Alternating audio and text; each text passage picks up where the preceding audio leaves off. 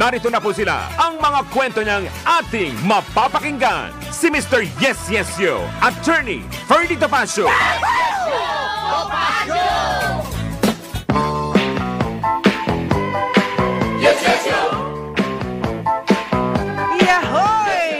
Magandang umaga po sa inyo lahat mga kaibigan.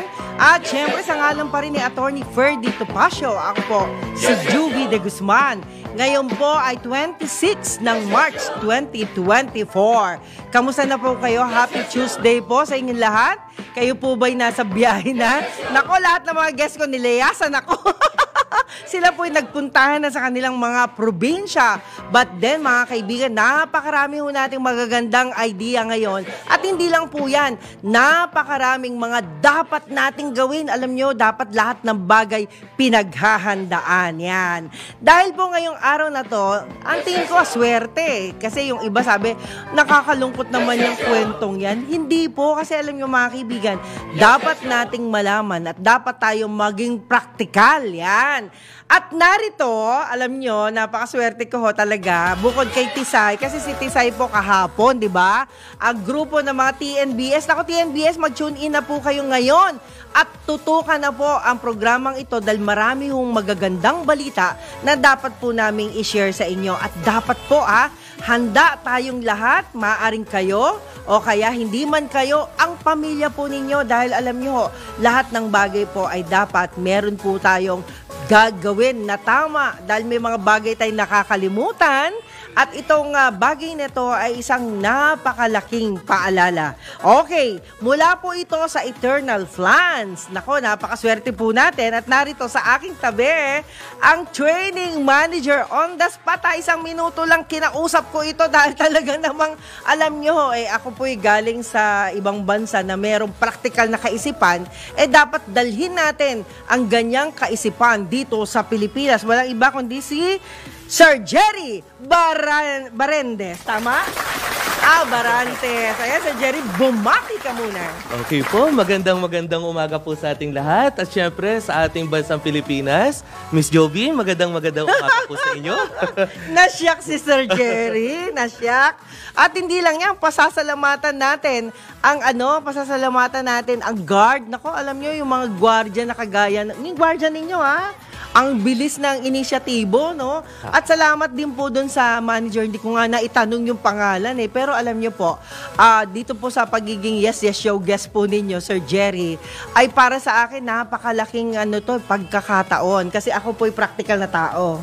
Yan, di ba? Practical na tao at hindi lang po yan, ayoko nang nagmumuka akong alam mo yung pulubi, yung hingi ng hingi kung saan-saan. Ito kasi yung nais nating iwasan, yung nanghihingi ng mga abuloy, nanghihingi ng mga kung ano-ano, di ba? Ito po yung mga bagay na gusto nating bigay natin sa inyo yung mga update. Sir Jerry, ayan, kayo po ilang taon na ho pala? Kung pwede lang. Hindi, okay lang po yan. Po. Actually po, 38 years old na po ako. And actually, sa Eternal Plans po, I've been working with them for almost 16 years. Yeah. Wow! Bingo! Ba? Napakahaba. Parang loyalty. May loyalty award ka na para sa akin. Ayan. Alam mo, Sir Jerry, sabi nga ang mamatay ay hindi po kasalanan, no? Pero ang mamatay ng walang ginagawa o kaya naman walang pinaghandaan, ito yung malaking kasalanan para sa akin. Bakit ko ito nasabi? Alam niyo po ba, humantong tayo sa ganitong problema na kung saan, nung araw kasi, di ba, hindi ko naiisip yung mga ganitong klaseng paghahanda, no? At sa napapansin ko po, marami po tayong mga kababayan ang nakakalimot, kumikita sila ng malaki. And yet, wala silang ginagawa sa kanilang mga buhay, kundi ang pinaghahandaan lang nila yung mga bills, di ba? Ilaw, tubig, tapos yung daily needs ng bahay nila. And not only that, the food, clothing, and shelter is really important. But, you have to be aware na ito pong pag-uusapan namin ni Sir Jerry ay napaka-importante habang tayo'y nabubuhayan. Sir Jerry, umpisahan mo na. Ayan, parang ako'y nagtitraining, no? On air. Pero hindi lang po yan, This is a great opportunity, guys, dahil tayo po, kung kayo po gusto nyo mag-join, why not, di ba? Pwede po kayong mag-comment dyan sa comment section ng DWIZ. Live po tayo ngayon. At not only that, tayo po live din sa Aliw Channel 23. Okay, Sir Jerry, take it away. Oh, maraming salamat, Miss Joby. Actually po, medyo topic to na sabihin na natin na morbid topic. Yes, actually, morbid. hindi siya, kumbaga, yung common topic na pinag-uusapan ng mga magkakaibigan, Opo. magkakapamilya. So, hindi siya ganun na topic. But, kung titingnan natin, undeniably, realidad. Yes. It happened. Yan. So, sabi nga natin, so kahit nakakatakot, pero tama yung sinabi mo, Madam, kanina, na sabi nga natin, kahit iwasan mo kasi, mangyayari. Mangyayari at mangyayari. No? Oo. At, siyempre, ang nakakalungkot dyan, kapag hindi ka handa. Paano Tsaka, pamilya? alam mo, Sir Jerry, dati kasi talagang nalulungkot ako. Para sa akin, morbid eh. Pero sa totoo lang po, hindi po. Kasi una-una, kita nyo inuumpisahan ko ng masaya. Hindi ko naman, wala naman akong gustong may mangyari, di ba? But then, alam nyo po, ang pagiging practical po ay isang malaking oportunidad, lalo na sa ating na lagi tayong nasa labas. Lagi tayong nasa lansangan. Hindi ko natin alam kung ano yung ating eksena, di ba? Mangyayari sa labas. Pero Sir Jerry, paliwanag mo nga sa amin, ano po ba yung kahalagahan nito sa buhay ng isang kagaya natin?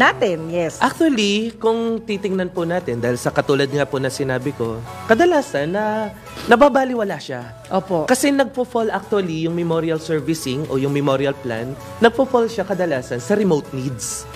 So ito yung mga pangangailangan na kadalasan pwedeng wag muna ngayon, o kaya bukas na lang. Oo, bata pa naman ako. Oo, diba? So may mga ganon na mga pagkakataon. But kung titingnan po natin, it becomes basic needs. Ayun. Why? Kasi itong memorial plan, hindi lamang siya nagbibigay ng memorial service. Dahil more than memorial service, it gives the peace of mind. Yeah. Kasi iba pag nagtatrabaho ka Tama. na, alam mo yung wala kang kinatatakutan, anytime pwede kang lumabas, anytime pwede kang magbiyahe. Yes. Alam mo, Sir Dennis, bagamat siguro magugulat yung mga TNVS, lalo na si Tisay. Isa yan sa mga mabuting kaibigan natin, no? Natutuwa ako kasi unang-una, bakit natin pinag-uusapan nito? Alam nyo, at my very young age, kasi ako'y nag-abroad 16 pa lang, no? Naging practical na ako sa buhay. At the age of 18, na-prepare ko na ang sarili ko. Imagine mo, meron na akong memorial lot, di ba? O, di ba? Hindi naman sa, parang tingin ko, parang mas lalo pang humahaba yung buhay natin. Can you imagine? Actually, naghahanda tayo, pero parang, wow! Parang ang sarap mabuhay, di ba? Baka nagigiagimat mo, ma'am.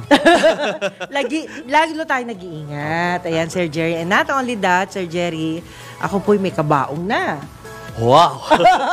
Talaga mas morbid yan, mas morbid yan. Talaga. Pero hindi po ako natutuwa na dahil meron na ako niyan. Pero ang sa akin lang po is, kasi transferable to Can you imagine may mga bagay na nangyayari sa buhay natin, pero akalain mo, hindi nangyayari sa atin, sa ibang tao nangyayari. Yung mga unexpected moment na supposedly tayo dapat yung ako handa na ako, pwede na, yung mga ganun, 'di ba? Ganun yung mga dating Pero guys, naku, napakaswerte ko pala, parang insurance Alam mo sa insurance din, habang ini-insured mo yung sarili mo, lalong humahaba yung opportunity mong mabuhay. Ay nako, Jerry, lumalalim yung aking lumalalim yung aking kasiyahan para malaman ito. Sige, Sir Jerry, paliwanag niyo po. So, actually, ang kagandahan nga po ng mga ganito na may memorial plan, unang-una, economical siya. Yes. So, mura. Kasi sabihin na natin, actually po, ang eternal plans o kaming mga nasa memorial servicing, ang tawag actually sa industriya po namin ay pre-need. So meaning, bago po yung pangangailangan, we are purchasing something to be prepared of or to plan for it. Kasi alam naman po natin na pag pinag-usapan natin ang death, pinag-usapan natin yung kawalan, yung sakit, ito po yung mga bagay na kahit anong gawin natin, hindi siya maiiwasan. Mangyayari po siya. Opo, lalo na maalala natin yung mga aksidenteng nasasaksihan natin sa daan. Ay, nako, minsan iiyak ka lalo na kung di ka makatulong, di ba? At actually, ma'am, kung mapapansin nyo, ang maganda, actually, sabihin na natin na naging opportunity sa, kumbaga sabihin na natin sa pandemic, lalo na nung panahon po ng COVID, Ay, grabe nabuksan talaga. Grabe yun, yung pandemic Nabuksan na yan. talaga isip ng tao na, Opo. uy, iba pala pag meron ako. Di Pag ba? wala pala, bahala ka sa sarili mo. Yun ang naging advantage po ng pagkakaroon. Sabihin na natin na ito yung opportunity sa crisis. Yes. Sabi nga natin na yung crisis during pandemic, pero nagkaroon ng pagkakataon ang mga taga-Pre-Need na ipakita, i-educate ang mga tao Opo. sa importansya ng paghahanda. Pero Sir Dennis, parang hindi ko naman type yung nangyari noon eh. Tama. Kasi, biruin mo dahil sa kawalan nila ng lote, sa kawalan nila ng mga serbisyo, parang sa takot nila, pinayagan na lang nilang sunugin muli yung kanilang mga bangkay. Imagine niyo guys, no? Kasi sa amin pong mga pamilya, bawal na bawal sa amin ang sunugin. Bawal na bawal sa amin. Kasi mas gusto namin, kahit na wala na yung ating mga mahal sa buhay, nakikita pa natin sila, nasusulya pa natin sila. Bagamat hindi naman ho natin pwedeng i-hold, di ba? Pero alam niyo po, yung practicality kailangan maging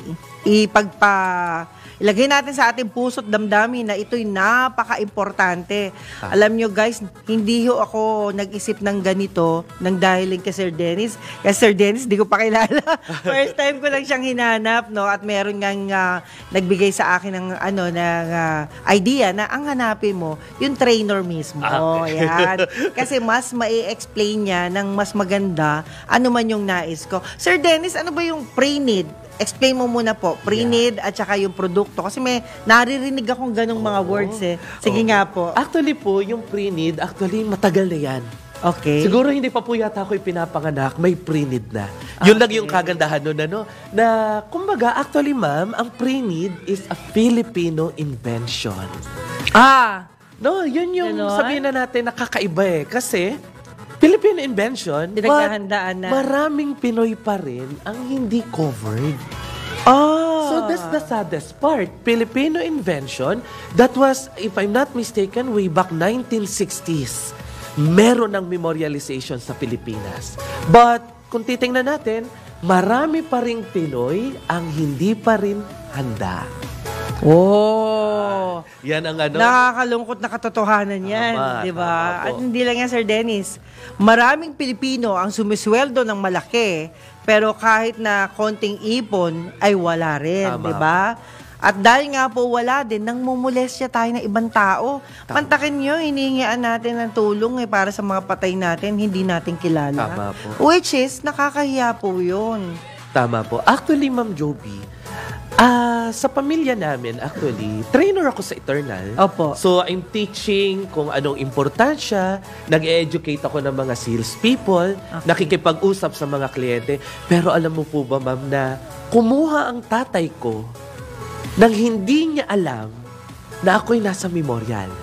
At hindi ko rin alam Talaga? na ako pala ay merong tatay na bumili ng pusa. Hindi mo alam yun? Yes. Nalaman ko na lamang po yan, fully paid na siya.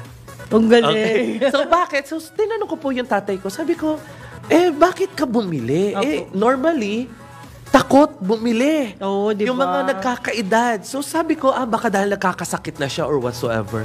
Pero ang sinabi niya sa akin, anak, kaya ako bumili, ayokong maranasan yung nararanasan ng iba. Yun. Ano po ba yun? Ayan. Ayoko na 24 hours na ako, nakahiga pa ako sa higaan.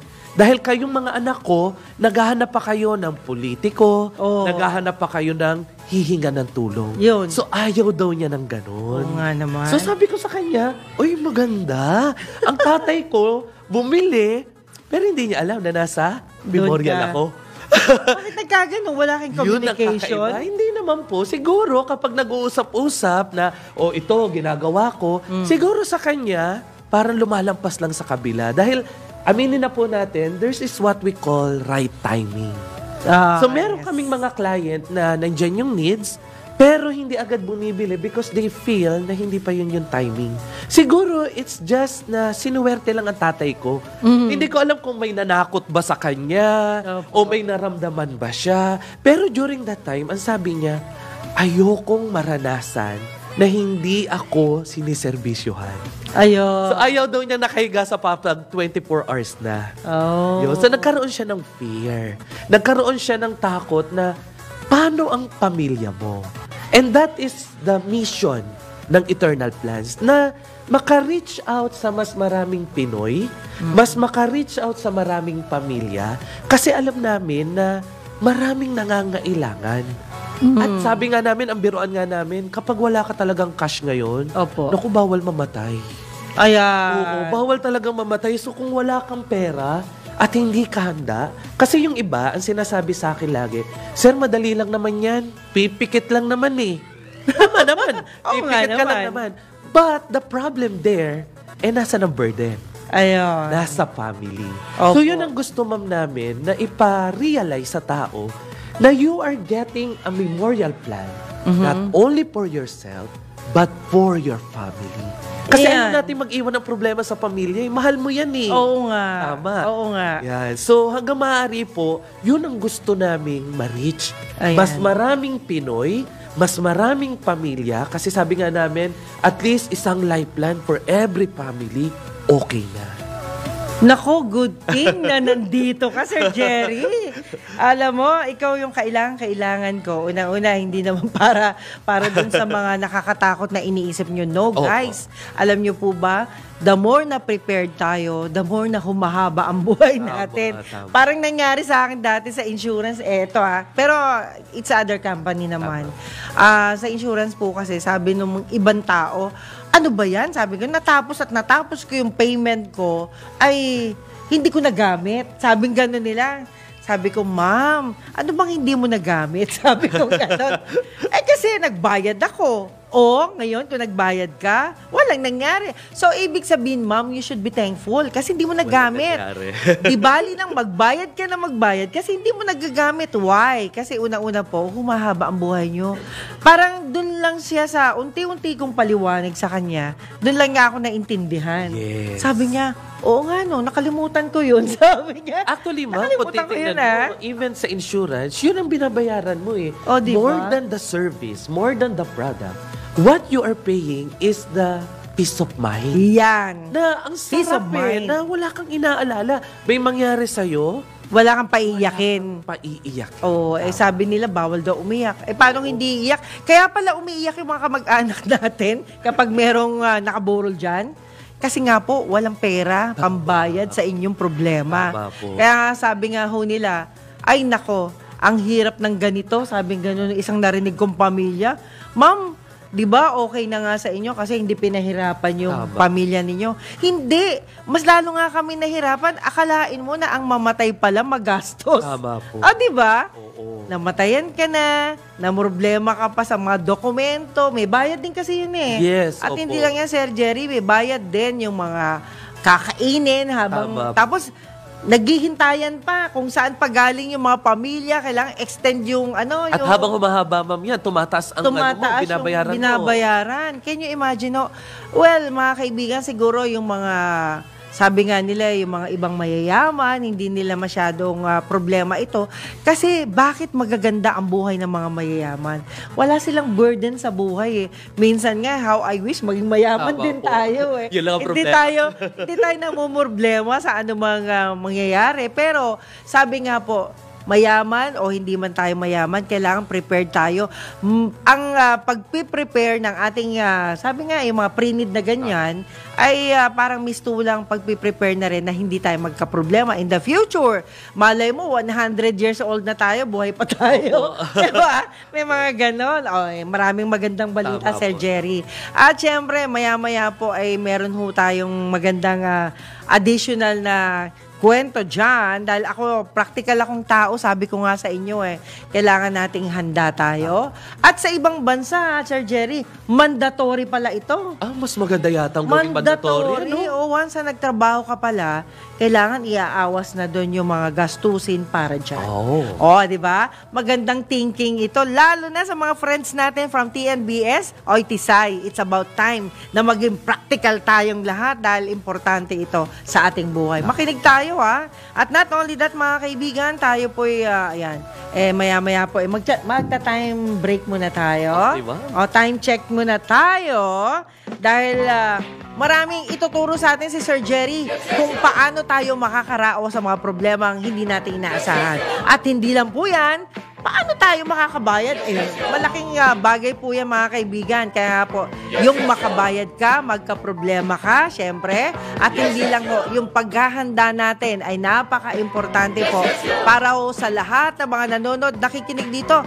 This is a great opportunity na malaman po natin ang bagay na dapat po nating malaman. At not only that, meron na lang po tayong konting sasabihin na mamaya po, paano ho ba natin matutulungan ang bawat isa at ang ating kapwa, ang ating pamilya. Okay, so mga kaibigan, time check muna tayo. Ang oras, alas 11:25 ng umaga. Magbabalik po ang Yes Yes Show, The Passion. Yes Yes Show! Yahoy! Yan, magandang umaga sa inyo lahat. Welcome to Yes Yes Show, Topacio. At syempre, sa ngalan pa rin po yan ang idol natin, Attorney Ferdy Topacio. Nako guys alam kong hinahanap nyo siya pero pasensya na, hindi ko rin ho siya makita. Hinahanap nyo sa akin Hindi, joke lang. Alam nyo naman busy po ngayon siya at marami pong kaganapan ang alam nyo naman inaalalayan niya. At magbalik tayo sa ating Yes Yes Show. Guest natin, Sir Jerry D. Barantes, ang training manager na Eternal Plans Incorporated. Yahoy! Alam niyo Sir Jerry, excited ako sa dami ng malalaman ko ngayon. Ayan, mula sa inyo. Okay, pero bago ang lahat, gusto ko lang batiin yung mga teacher, dagdag na teaching allowance. Nako good news yan, mga teacher, saan mang dako ng naroroon. And not only that, syempre yung mga taga-TNBS, mabuhay kayo. Nako ingat kayo sa pagmamaneho.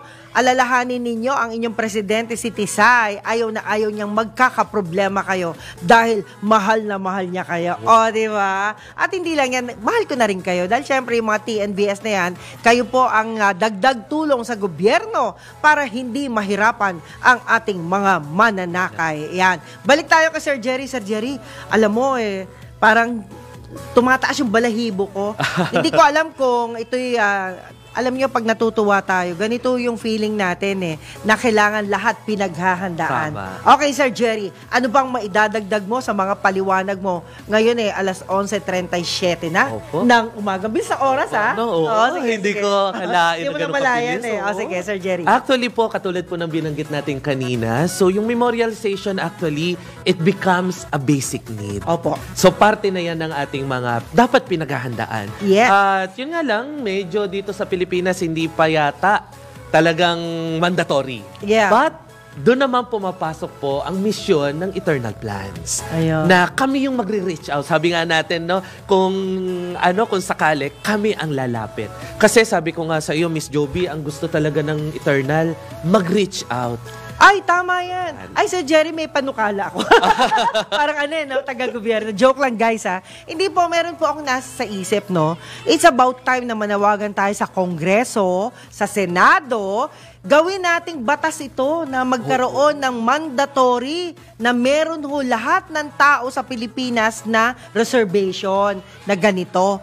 Alam nyo, ang pre-need po napaka-importante. Lalong-lalo, nakita nyo ang dami sa inyo, pinupuntahan kayo sa opisina ninyo, mga congressman. Sasabihin Congressman, namatayan po ako, tulungan niyo po ako. Tapos magkano ang ibibigay, di ba? Hindi pa alam ni ate kung magkano ibibigay sa kanya. So, ibig sabihin pag kulang pa yun, pupunta na naman siya sa isang congressman.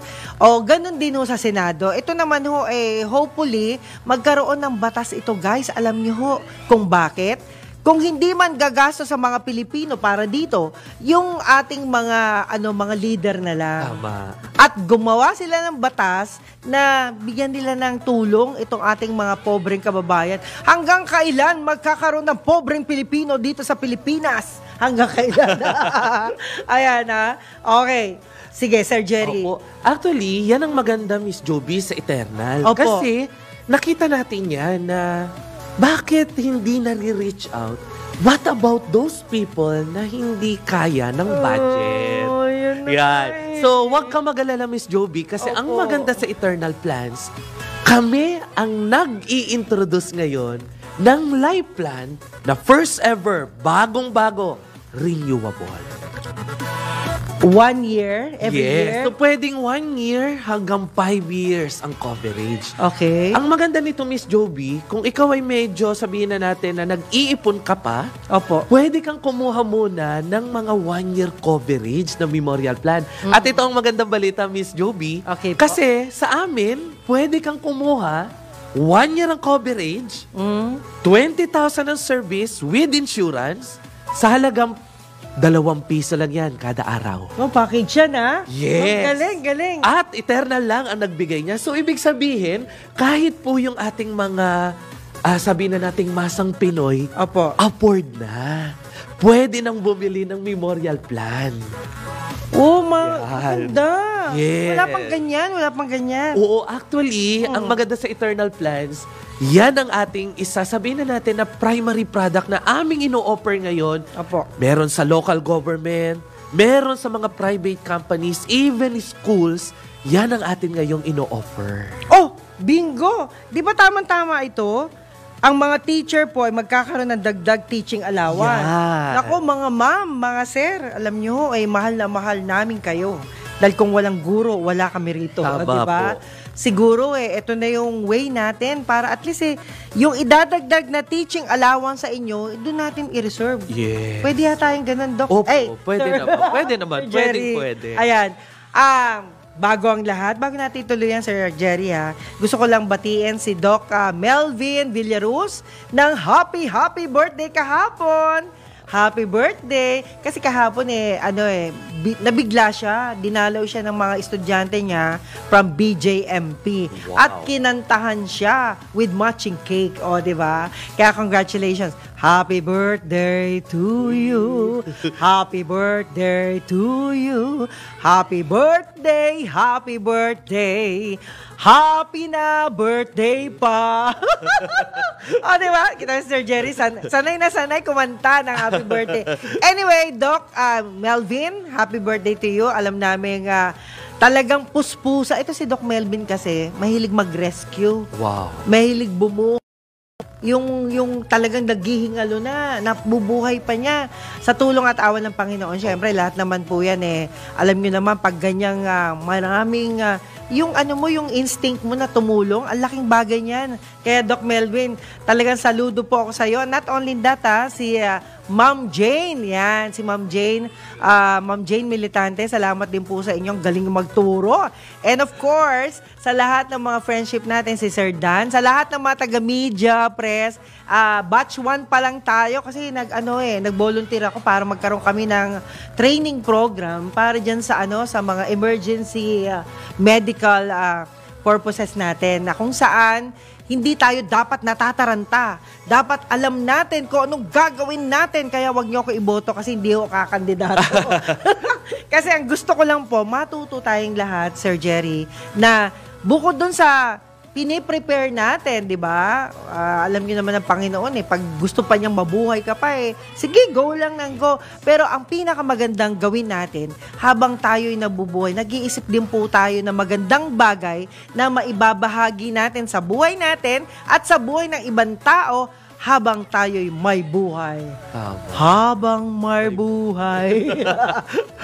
Habang may buhay. Ayan. At syempre, Sir Jerry, hanapin mo muna yung mga babatiin mo. At gusto ko lang din mabati itong aking mga, alam mo, ito kasing mga kaibigan ko, kahit saan sulok ng Pilipinas ay pinupuntahan ko. Yan. Si Attorney Arnold Pamintuan, sir. Si Attorney Eligio P. Malyari.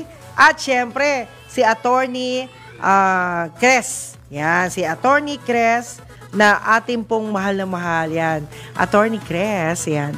Talagang sinusundo ko yan sa bahay pag gusto kong kumain lalo na may pangkain ng konti kasi napakabait na abogada yan at siya po'y taga Batangas. Ayan, alae yan, alae. Ayan, ito po sa huling segment po natin, syempre alam nyo naman, ito hong naisip ko, ang Eternal Plans, ay bigyan natin ng pansin dahil unang-una ay napakahalaga po nito sa atin. At hindi lang po yan mga kaibigan, ang preparedness. Nakakawala po ng stress yan, di ba? Kung kayo po ay nakakabata. O, di ba? O, di ba? Yan, nakakabata. At syempre, mga kaibigan, time check muna tayo at magbabalik po sa last segment itong ating Yes, Yes, Yo! Tupasio. Ang oras, alas 11:45 ng umaga. Yes, Yes, Yo! Yes, Yes, Yo! Yan, magandang umaga muli sa inyong lahat, mga kaibigan. At syempre sa last portion ng ating programa, sa ngalan pa rin po ni Attorney Ferdy Topacio. Nako, hindi ko pinakawalan, no? Hindi ko pinakawalan si Sir Jerry Barantes. Alam nyo, napaka-importanteng malaman natin. Tuloy-tuloy to, ha? Sir Jerry, alam mo, naalala ko lang kasi, nakita ko si Sir Ray Pacheco. Naalala ko, siya po ay mentor ko nung ako ay 9 years old. Yan, Tito Ray, dito ka pala. Kita mo, ngayon ko lang, isipin mo, nandito tayo sa one family, one di ba? Okay, balik tayo. Ito na. Sir Jerry, kanina, na pag-isip-isip ko, no? Ito palang advokasya ko ay swak na swak sa inyo. Wow. Mantakin ninyo, ha? Nung araw kasi, nung ako'y nasa Japan, medyo matagal din tayo dun, anyway, 6 months, di ba? Mabilis lang yun. Sabi nga nila, mandatory ang pagkakaroon ng insurance, mandatory ang pagkakaroon ng like Eternal Plans, mandatory, ha? Sabi ko, paano ho yung mandatory na yun? What if kung yung isang tao ay walang pera? Alam niyo kung sino nagbibigay? Gobyerno. Oh, Sir Jerry, what if sana gawin din dito sa atin, no? Paano ba ang tamang sasabihin ko kung sakali, kasi actually, no, meron din tayong ilang mga mambabatas na kilala natin. Hindi naman, minsan sinasabi lang, kaibigan ko raw sila. Paano ko kaibigan? Minsan ko lang minsan lang makausap. Pero, ang point lang natin dito, mga kaibigan, gusto nating makarating sa mga kinauukulan na pwede kayong tumulong, di ba? Tama. Hindi yung tulong na ginagawa natin, bigay lang tayo ng bigay, tapos, yung iba nakikita natin, pinang-iinom lang. Tama. Alam mo, Sir Jerry, di ba? Yun na lang, 4 piece na lang. Kayo ba nababantayan nyo? Saan napupunta yung pera nila? Tama. Tama po yan. Ikaw, Sir Jerry. Oo, kung tutuusin, saan nga ba napupunta? Diba? Minsan naggalit na nga ako. Sabi ko, pwede ba wag kayo mag-inuman dito sa labas? Kung mag-iinuman kayo sa loob ng bahay nyo. Ginanong ko sila Tapos, sumagot sa akin, ano naman mainit kasi sa loob wala kami electric fan. Pero may pang-inom kayo. Ganon. Sabi ko, kung yung pinapang-inom nyo, pinanggagamit nyo yan sa sa negosyo. Sabi ko, di dadami pa yan. Tama. Alam mo, parang natulad sila sa... Nabigla siguro. Ang tingin ko sa kanila, parang, ano ba to, nanay ko ba to? Hindi, may mga ganun tayong instinct, guys, Alam nyo, kailangan talaga concern tayo sa isa't isa, no? Kaya minsan, dumadating yung punto talaga, yung yung nafe-feel ko, sinasabi ko talaga, Oo. O, di ba, Sir Jerry? Kita mo, kung may pera ka pala, may extra money ka pala, why don't you use that in Eternal Plans? Ito na nga yung gusto kong matutunan, Paano ba to? Paano ba ang dapat gawin nating approach dito sa mga matutulungin na mga kandidato? Malapit ng eleksyon, di ba? Tama. Kandidato kayo. Tapos wala naman kayo advokasya. Meron namang advokasya, wala namang ginawa. I don't know, kasi ang dami kong naririnig na pag siya'y naluklok sa ganitong pwesto, siya'y magbibigay ng ganito. Meron pa ako narinig hindi na raw kailangan magbayad ng tax kasi yung buong buhay daw natin, hindi nyo nababayaran kasi sagot ko ng lahat yan. Wow. Paano kaya mangyayari yun, di ba? So, Sir Jerry, ikaw, paano natin maipaliliwanag? Halimbawa, in layman's term, yan. Tama. Actually, Miss Jovi, kung para sa atin pong mga elected officials at elected na, sabihin na natin, mga nanunungkulan, actually, hindi na po ito bago sa inyo. Okay. Ito yung tinatawag natin na serbisyo publiko. Yun ang dapat ninyong maintindihan. Yes. Oo. Kasi ang maganda dito is binibigyan mo ng coverage lalo't higit yung mga nangangailangan. Opo, yeah. Saktong-sakto sa Eternal kasi sa Eternal, meron tayong pinakamurang memorial plan na renewable. Ayun, Kung baga yung habang renewable. nanunukulang ka, pwede mong bigyan ng coverage ang mas nakakarami dahil sa kokonting, sabihin na natin na Konting budget, halaga, konting halaga, marami ka mabibigyan ng coverage. Kasi sabi ko nga sa Miss Joby, kauna-unahan sa Pilipinas, memorial service, renewable, sa halagang 2 piso kada araw. Oh! Yan. 2 Maganda. piso? 2 Maayos piso. yun, eh. Kapag tinotal mo yan, siguro mga 700 pesos. Sa 700 pesos or 2 pesos a day, Oh! plan ka na.